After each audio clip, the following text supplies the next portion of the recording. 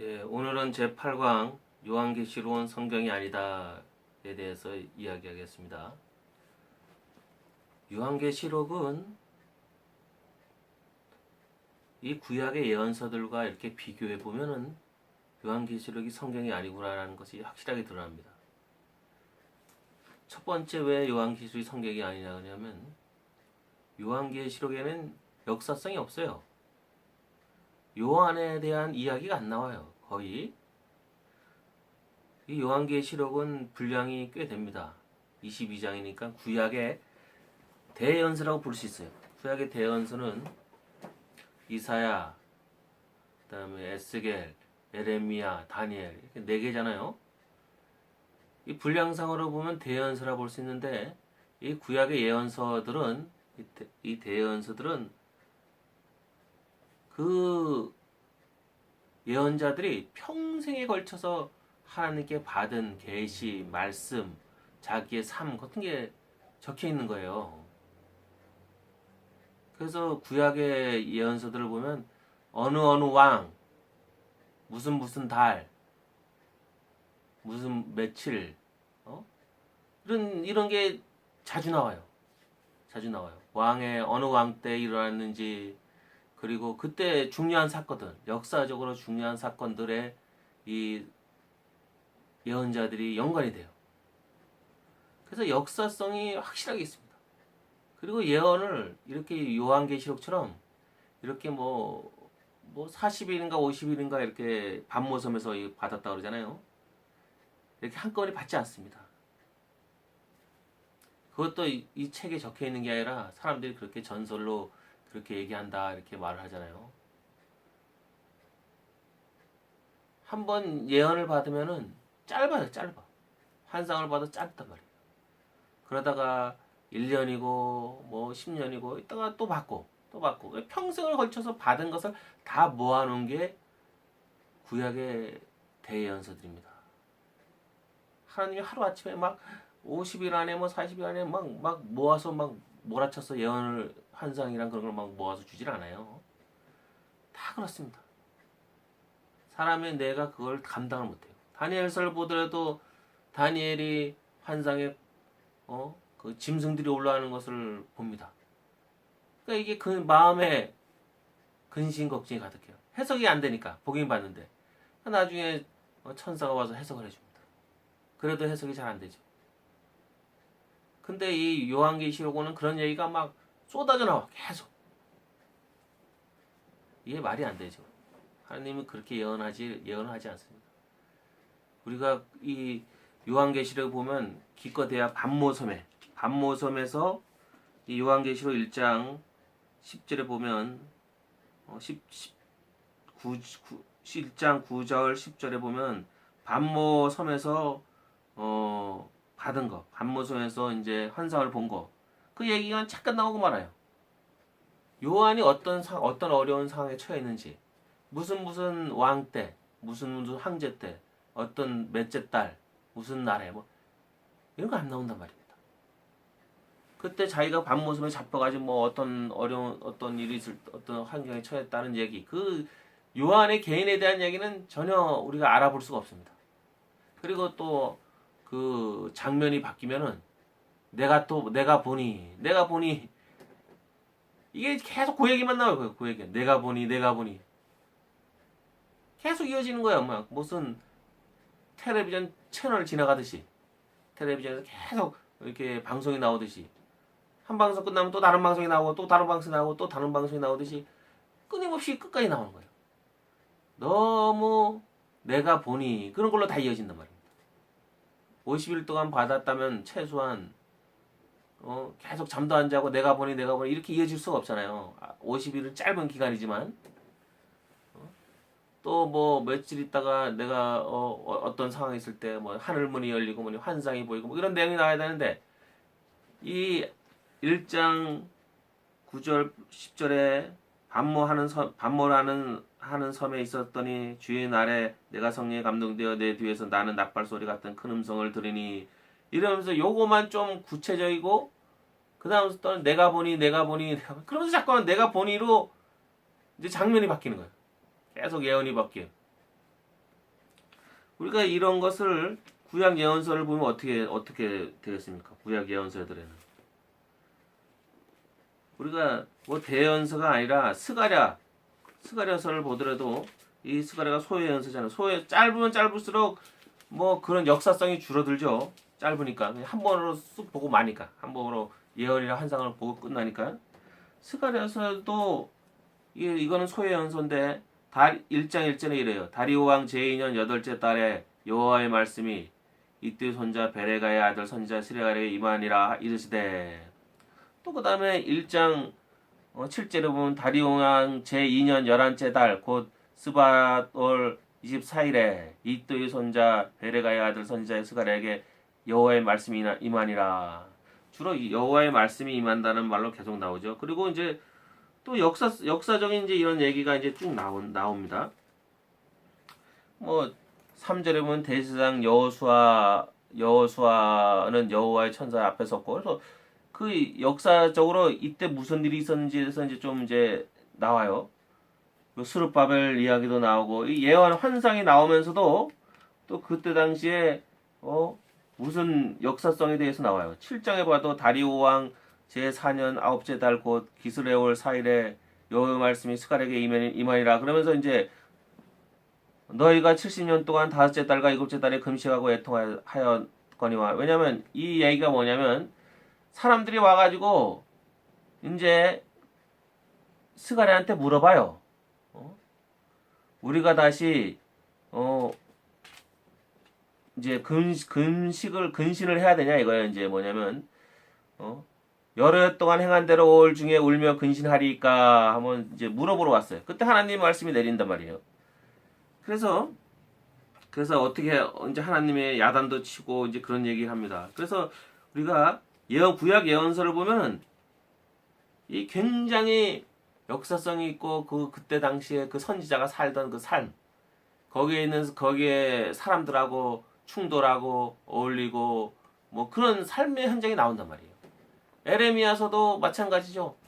에레미야서도 그거 완전히 생생하잖아요. 운물에 갇히기도 하고 애굽으로 잡혀가기도 하고 막 생생한 그 역사 현장이 보인단 말이에요. 그런 가운데서 하나님이 예언한다.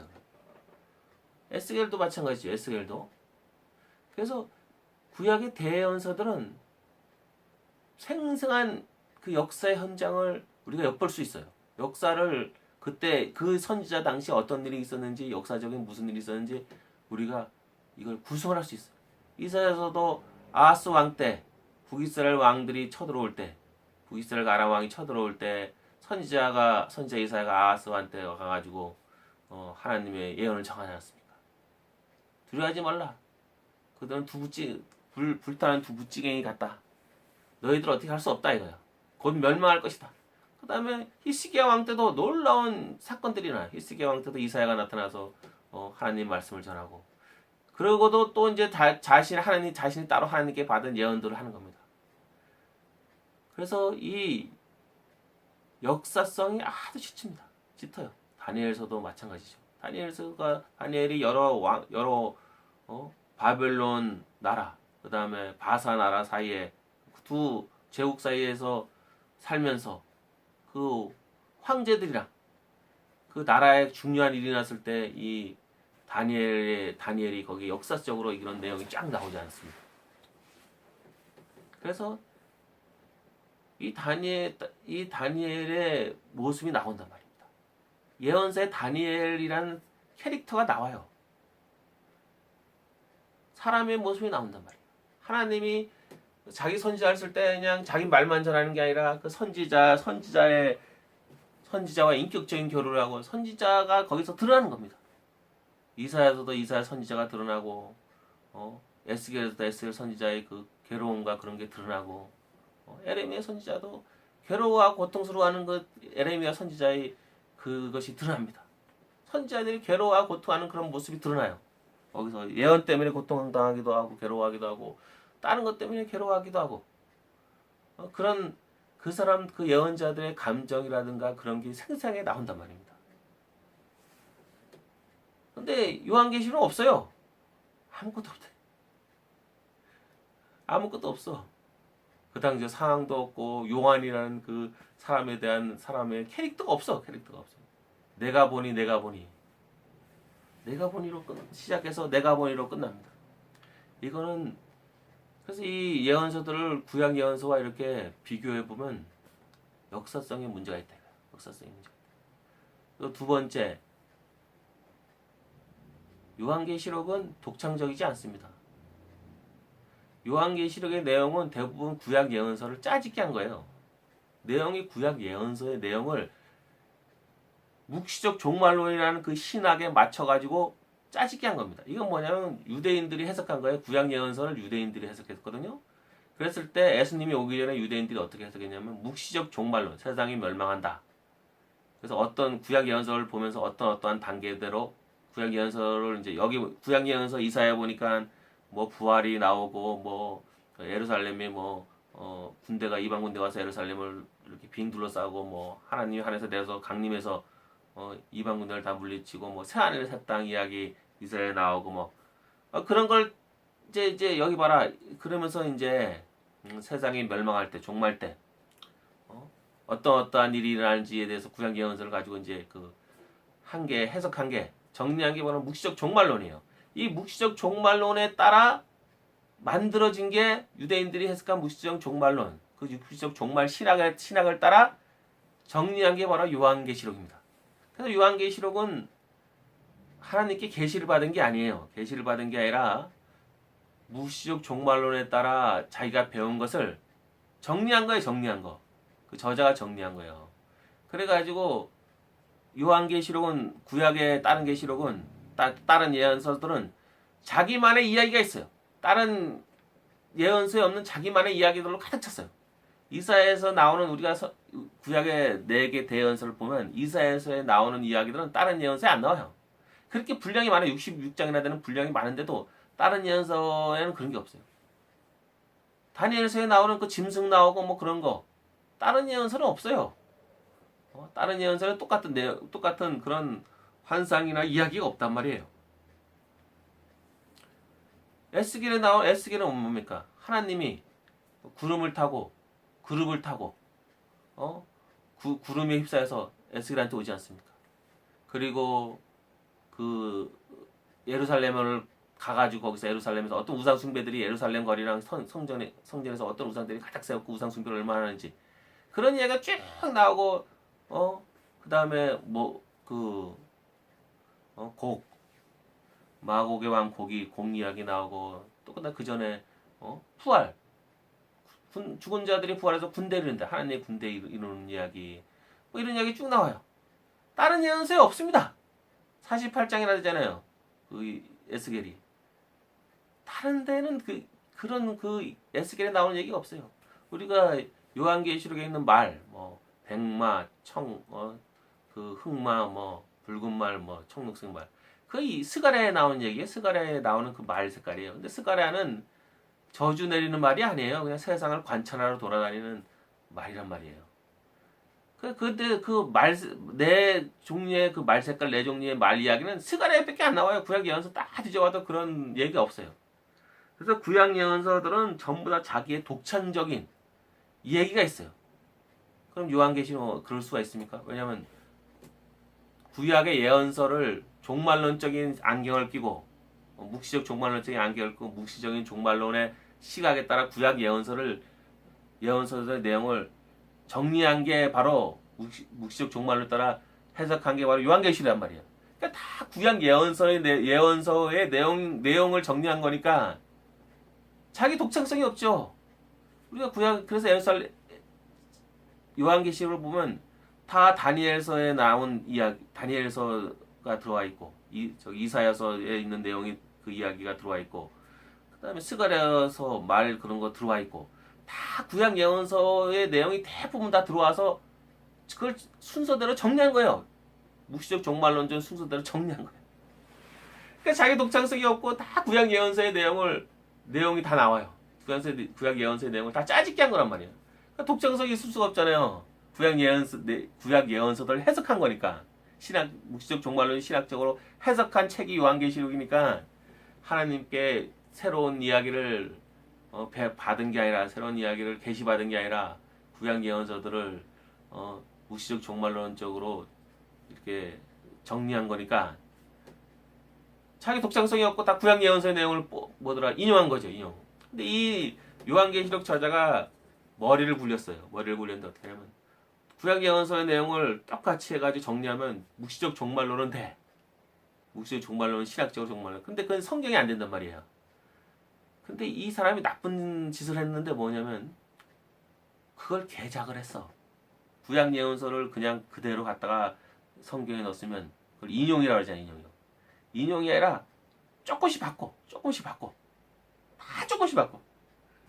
그러니까 또 구약 예언서에 나오는 내용이 다니엘서에 나오는 내용이 짐승 내용 여기도 요한계시록에 나오네. 근데 똑같은 게 아니야. 뭔가 틀려. 조금씩 틀려. 그러니까 여기서 이제 사람들이 쏘은 거예요. 왜냐면 구약 예언서 내용과 비슷한데 같은 건 아니다 이거야. 그러니까 새로운 거라 이거 새로운 이야기라고 생각하는 거예요, 사람들이. 그게 아닙니다. 구약 예언서 내용을 가져서 조금씩 바꾼 거예요. 조금씩 개작을 한 거예요. 개작을 한 건데 그걸 눈치를 못 채고 거기서 구약 예언서랑 내용이 비슷하다고 해서 성경이라고 이렇게 생각합니다. 성경이라고 착각을 하고 있어요. 그래서 독창성이 없어요. 자기 얘기가 없어요. 자기 얘기가 별로 없어요. 다 대부분의 요한계시록은 대부분을 우리가 그 내용을 여기는 구약 예언서 어디에 나온 건가 어디에 있는 거 찾아보면은 엄청난 분량이 다 구약 예언서에 있는 거예요. 그걸 가지고 와가지고 자기가 곤쳤어요. 이게 뭐냐면 우리가 학교 다닐 때 리포트 내려 할 때 리포트 쓰기 힘드니까 이제 인터넷으로 리포트 그거를 몇 개를 모아. 그러니까 그걸 짜집기를 하고 그냥 내면은 그 문단들이 그냥 똑같으니까 안 되니까 문단을 곤치는데 거기다 단어들을 곤치는 거예요. 이제 어미도 곤치고 조사도 곤치고 아니면 비슷한 단어인데 똑같은 단어가 딴 단어로 바꾸는 거예요. 이제 그런 식으로 한 거예요. 요한계시록 저자가 그렇게 한 건데, 그러니까 자기가 독창적인 내용이 아니라 구약 예언서의 내용을 이렇게 나열한 겁니다. 정말 묵시적 종말론적인 신학의 안경을 쓰고 그 묵시적 종말론적으로 나열한 겁니다. 독창성이 없고, 독창성이라는 것은 개작을 해가지고 좀 다르다는 거. 그게 독창적인 거죠, 이제. 그래가지고 그렇게 된 거예요. 근데 이제 그리고 이제 내용이 그렇게 했는데 묵시적 종말론에 이제 내용에 문제가 있어요. 내용의 문제가 세 번째는 뭐냐면 그 묵시적 종말 근본적인 것보다 세 번째 우선 세 번째를 하고 근본적인 문제를 다루겠습니다. 세 번째는 잘못된 신학적인 내용이 들어있어요. 특히 영원 불멸 사상. 우리가 요한계시록 6장에 보면은 그 제단 아래에서 하나님께 호소해요. 호소하는 영혼이 20장 천년왕국장에 보면은 부활합니다. 순교자 영혼들이 부활해서 천년 동안 왕노릇해요. 영원 불멸 사상이 들어와 있습니다. 그리고 잘못된 그 방법을 사용해서 개작을 하면서 잘못된 예가 많은데 그게 뭐냐면 그 스랍과 그룹 천사를 혼합을 해요. 스랍 천사는 이사야서 6장에 나오는 날개 6 달린 천사고 그룹은 에스겔에 나오는 날개 4 달린 천사입니다. 이걸 에스겔 1장에 보면 자세히 나오죠. 그 그룹 천사에 대해서 자세히 나옵니다. 그 두 개를 혼합을 해. 혼합을 해가지고 무슨 천사인지도 모르고 내생물 합니다. 내생물이란 말은 이제 에스겔서에 나오는 말인데, 그래가지고 날개는 6인데 스랍 천사하고 그룹 천사를 혼합을 했는데 무슨 천사인지 안 나와. 이름을 주고도 안 얘기해. 계시록 끝까지 그게 내생물이라고 말하고는 무슨 천사인지 말을 안 해요. 이사야는 스랍 천사라고 날개 6 달린 스랍 천사라고 말을 해주고 에스겔은 날개 4 달린 그룹 천사라고 말을 합니다. 어떤 천사인지 얘기를 해줍니다. 그 내생물이란 말은 에스겔에서 그룹 천사를 얘기하는 거예요. 그리고 구름을 탄다 이거. 구름을 타는데 하늘 구름을 타는데 요한계시록에는 뭡니까? 천사도 타요. 구름을 타고 사람도 구름을 타요. 이 구름을 탄다는 표현도 우리가 뭐 예수님이 하늘 구름을 타고 온다는데 그 하늘 구름을 탄다는 표현도 잘못된 거예요. 구름을 타고 오는 게 아니라 구름 안에 구름이 비행들로 감싸는 거예요. 예수님이 에스겔에 그게 나오죠. 스랍 천사를 타고, 그룹 천사를 타고, 그 안에 불이에요, 불. 그리고 그 주위를 구름이 이렇게 감싸요. 그래서 구름에 감싸여서 오는 거예요. 정확한 표현은. 그리고 이제 그 구름을 타고 오는 거는 예수님의, 하나님의 영광이에요. 하나님만이 하는 거예요. 천사들도 구름을 타면 안 됩니다. 구름은 하나님만 타는 거예요. 그래서 우리가 출애굽기에 보면 구름 가운데, 불 가운데, 어둠 속에서, 어둠 가운데 하나님이 말씀하시다. 불 가운데서 하나님 말씀이 있다. 구름이 불을 감싸요. 구름 안에 불이 있다고요. 불 가운데서 하나님이 말씀하셨다. 그래서 이 구름을 타고 오는데 이스라엘 민족한테 출애굽할 때 구름 타고 이제 구름 가운데서 이스라엘 민족을 출애굽시켰어요. 같이 동행했어요. 눈에 보이게 동행한 겁니다. 그 구름 기둥이라고 말하는 게 그 구름 기둥 안에 불이 있고 그 안에 하나님이 그룹 천사를 타고 좌정하시면서 이스라엘 민족이 이끈 거예요. 그게 출애굽이에요. 에스겔서에 보면 이제 그 출애굽 내용을 우리가 이해할 수 있습니다. 그래서 하나님의 영광입니다. 구름이 내리는 거는. 그래서 하나님이 장막 성전을 지을 때 구름이 장막 성전에 내리고 솔로몬 성전을 지었을 때 솔로몬 성전에 하나님이 구름이 내렸습니다. 그래서 변화산에서 모세 엘리야가 있을 때 구름이 꼈잖아요. 빛난 구름. 그래서 이건 하나님의 임재, 하나님의 영광을 나타냅니다. 구름 안에서 빛이 나고 막 무지개 빛이 나고 막 그다음에 불이 보이고 막 하나님의 임재를 뜻하는 거예요. 근데 하나님의 모습을 못 보게 하는 거죠. 이제 구름으로 빙 둘러서 하나님의 영광을 못 보게 하는 거예요. 그런데 이 요한계시록은 천사도 구름을 태우고 사람도 구름을 태우고 이게 뭔가 자기가 이게 무슨 뜻인지를 구름이 무슨 뜻인지를 모르는 거야. 구름이 무슨 뜻인지를 몰라. 하나님 구약의 이사야에서 보면 빠른 구름을 타고 애굽을 심판하러 간다는 얘기가 나옵니다. 구름을 타고 온다는 것은 하나님 믿는 백성에게는 구원이에요. 출애굽처럼. 그러나 하나님 안 믿는 사람들한테 하나님이 구름 타고 온다는 건 심판을 뜻하는 겁니다. 그래서 예수님이 그 복음서에 예루살렘 성전이 돌 하나도 도리에 남지 않고 멸망하리라고 예루살렘에 대한 심판을 얘기할 때 내가 구름을 타고 온다 그때 얘기할 때 그 구름을 타고 온다는 얘기는 예루살렘을 심판하러 온다는 얘기예요. 근데 유대인이나 기독교인들은 어떻게 받아들입니까? 예수님이 재림한다. 세상 종말이다 이가. 세상을 멸망시키고 새하늘과 새 땅 하나님 나라를 임하기 위해서 예수님이 재림하러 온다 이가. 종말론적으로 받아들인 거예요. 종말론적으로 온 세상이 멸망할 때다. 그리고 자신들은 구원받을 때다. 이렇게 받아들였어요. 그게 아닙니다. 예수님은 단지 예루살렘을 멸망시키러 심판하러 온다는 거예요. 다니엘서 12장에 인용했죠. 가증한 것이 서지 못한 곳에 섰을 때. 그걸 예수님이 인용했어요. 그 예루살렘 심판 예언을 하면서. 다니엘서 12장의 내용도 세상 종말 예언이 아니에요. 예루살렘 멸망 예언입니다. 다니엘서는 그래가지고 딱 돼 있어요. 뭐냐면 내 짐승, 바벨론, 페르시아, 헬라, 로마 제국 거기까지 예언해요. 끝이에요. 그리고 세상 끝나러 온다. 세상 끝이다 이거. 예루살렘 멸망 예언, 유대민족 멸망 예언으로 끝나는 거예요. 세상 멸망 예언이 아닌데 왜 그렇지 않으면 그 다음에 2000년이 지나면서 로마 제국 이후에도 수많은 나라가 서 있는데 그 뒤에 얘기도 해줘야죠. 근데 왜 거기서 끝나느냐? AD 70년에 유대인들이 멸망하기 때문에 유대인 멸망까지 그 예언이 되는 거예요. 그게. 그래서 다니엘에서는 세상 멸망을 예언한 게 아니라 유대민족 멸망을 예언한 겁니다.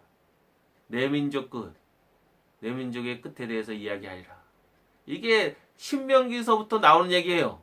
유대민족의 끝이 신명기에 벌써 예언되어 있어요. 신명기에 그때 끝난다. 다니엘서만 그 세상 유대민족의 끝을 얘기한 게 아니라 신명기에 벌써 예언이 되어 있습니다. 이때까지 유대민족이 있고 유대민족이 멸망한다는 건 신명기에 벌써 나온 겁니다. 그래서 이스라엘 민족이 시작될 때 벌써 언제쯤 이스라엘 민족이 멸망할 것이라는 것이 벌써 그 가나안 땅에 들어가기 전에 벌써 예언이 된 거예요. 하나님이 모세한테 얘기했어요. 그래가지고 이제 그 요한계시록에 많은 문제가 있어요. 내용에. 뭐 천년왕국 내용도 갑자기 어디서 천년왕국이 툭 튀어나와가지고 천년왕국 하나 때문에 전천년설, 후천년설, 무천년설 막 나와요. 천년왕국이 갑자기 튀어나와요. 성경 어디에도 다른 어디에도 천년왕국이라는 건 없습니다. 요한계시록에만 있어요. 신학적으로 그 내용이 문제가 많아요. 그리고 뭐 일곱인을 떼는데 뭐 거기 보면 그거면 세상에 몇 번이나 몇 번을 멸망해야 돼. 일곱이 다 떼다 뭐 일곱이 다 떼도 안 멸망해 세상에. 그래가지고 이 그 신학적인 내용이 많습니다. 이 천년왕국이 뭐 플라톤에 나오는 그 플라톤이 그 천년 동안 이게 윤회설이잖아요. 플라톤은 윤회설인데 거기서 보면 천년 동안 이제 신의 나라에서 천년 동안 사는 얘기 뭐 그런 얘기 나오는데 그걸 얘기한 건지 이 사람이 어디서 천년왕국을 찾아내는 건지 모르겠습니다. 그래서 이 요한계시록의 저자가 어디서 천년왕국을 만들어낸 건지 모르지만 하여튼 신학적으로 많은 문제가 있는 내용들이다. 그런 것이 많고 또 마지막으로 근본적인 문제가 있어요. 근본적인 문제. 이게 굉장히 중요한데 근본적인 문제는 과연 유대인들이 구약 예언서를 해석한 세상의 종말이 온다는 무시적 종말 해석이 옳은 거냐 이거야. 무시적 종말은 구약 예언서를 유대인들이 해석한 거예요. 근데 이게 틀렸다고 저는 봅니다. 왜냐하면 구약 예언서는 어려운 해석이 아니에요. 구약 예언서는 기독교인한테는 너무나도 쉬운 해석입니다. 구약 예언서는 기독교인들한테는 다 해석이 돼요. 왜냐? 예수님이 온 다음서부터는 온 사건 이후로는 구약 예언서가 다 해석이 돼요. 근데 유대인들이 무시적 종말론을 만들 때는 육시적 종말론적 해석을 만들 때는 예수님이 이 땅에 안 오셨어요. 기독교가 없었어요. 그러니까 유대인 입장에서는 구약 예언서를 가지고 해석을 할 수 없는데 그걸 억지로 해석한 게 바로 세상 종말이라는 결론이에요. 세상이 종말이 온다. 마지막 날에 죽은 자들이 다 부활한다. 이런 해석을 한 거예요. 그러니까 그 사람들은 해석을 할 수가 없어요. 유대인들한테는. 또 유대인들 입장에서는 해석한 거예요.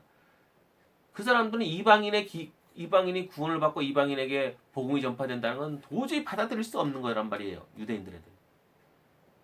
그러니까 그 사람들이 구약 예언서를 해석할 수가 없는데 해석했는 게 바로 온 세상이 멸망하고 유대인만 구원받는다. 이게 바로 묵시적 종말론의 원래 그거예요. 근데 그게 기독교로 넘어오면서 유대인뿐만 아니라 기독교인도 구원받는다. 이렇게 된 거죠. 기독교인들은 이 묵시적 종말론을 받아들이지 말았어야 되는데 묵시적 종말론으로 구약 예언서를 해석하면 해석이 안 돼요. 해석을 할 수가 없어요. 그럼 어떻게 해석하냐? 메시아, 복음이 세상에 전파된다는 걸로 묵시적 종말론이 없다 이가. 세상 종말은 없고 복음이 세상에 전파된다는 걸로 예수님이 세상에 왔고 복음이 전파된다는 걸로 해석하면 구약 예언서는 해석 안 되는 게 다 없습니다. 다 해석이 돼요. 쉬워요. 단순해요. 구약 예언서는 굉장히 단순합니다. 거의 다 해석이 되고 뭐 찌끄러기 뭐 몇 개 그런 거는 뭐 중요한 게 아니니까 중요한 건 다 해석이 됩니다. 왜냐면 예수님 메시아가 왔고 하나님 나라가 예수님이 오고 예수님 복음 전파되는 게 그게 하나님 나라예요. 복음이 전파되는 게 예수님도 그 복음이 전파되는 게 하나님 나라라고 그 비유에서 말씀하셨어요. 그 겨자 씨 비유 뭐 그렇게 해요. 씨 뿌리는 비유 나오잖아요. 씨 뿌리는 비유 빵에 부풀린 그 뭐 빵에 이스트를 넣어가지고 누룩을 넣어가지고 누룩이 빵 전체에 퍼지는 것처럼. 그래서 복음의 씨앗이 뿌려졌는데 뭐더라 길가에 부러지고 가시밭에 부러지고 돌짝밭에 부러지고 옥토에 부러져 30배 60배 한다. 복음이 전파되는 게 하나님 나라라는 거예요. 예수님 말씀에.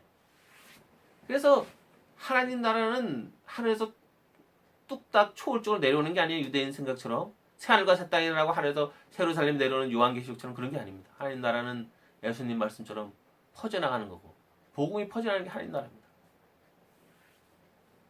그래가지고 우리 기독교인들은 구약 예언서를 다 해석할 수가 있어요. 구약 예언서는 다 예수님이 오는 걸 예언한 거고 또 구약 예언서에서 말하는 하나님 나라는 새 예루살렘, 구약 예언서 말하는 예루살렘은 바로 교회예요. 교회가 뭐 우리 하나님 성령을 거듭난 성도들의 무리 아니에요. 복음이 전파되는 게 바로 교회 아니에요. 이게 하나님 나라입니다. 이게 그리고 구약에 그러니까 이 종말론적인 시각을 버리면 구약 예언서는 다 해석이 됩니다. 다니엘서도 그 문자 그대로 해석하면 돼요. 다니엘서. 내 짐승 나오는데 내 나라 자꾸만 얘기하면 내 나라 나오고 내 나라 때 무슨 일이 벌어지고 그다음에 로마 제국이 들어오면서 예루살렘 이스라엘 멸망한다고. 그게 끝이에요. 그게 그 말 그대로예요. 그냥 그 다니엘서 내용 그대로예요. 내 민족 끝에 대해서 얘기 아니라 내 민족을 위해서는 70일을 기한으로 정했나니 그 70일에 그대로 560년 정도 되면 멸망한다 그대로예요. 그래서 예루살렘이 멸망한 거예요. 유대 민족의 다니엘서는 세상 끝에 대해서 예언한 게 아니에요. 그냥 유대 민족의 끝에 대해서 유대 민족 멸망에 대해서 다니엘한테 해석해 준 거예요. 그러면서 그 끝에 예수님이 오신다고 해석해 준 거예요. 그냥 그대로만 해석하면 되는데 그거를 종말 날짜 구한다고 그 숫자 가지고 뭐 몇 월 며칠 날 예수님 재림한다고 그걸 만드니까 해석이 안 되는 거지. 이사야도 똑같습니다. 이사야도 똑같아요. 몇 월 며칠 그 종말로 쭉 해석하면 절대 해석이 안 돼요. 그거를 예수님이 오고 이방인한테 복음이 전파되고 그냥 그대로 그런 종말 세상 종말이 없고 이방인한테 복음이 전파되고 예수님 메시아가 온 거 그리고 메시아가 온 것이 바로 세루살렘이다. 메시아가 오는 게가 세루살렘이고 교회가 세루살렘이에요.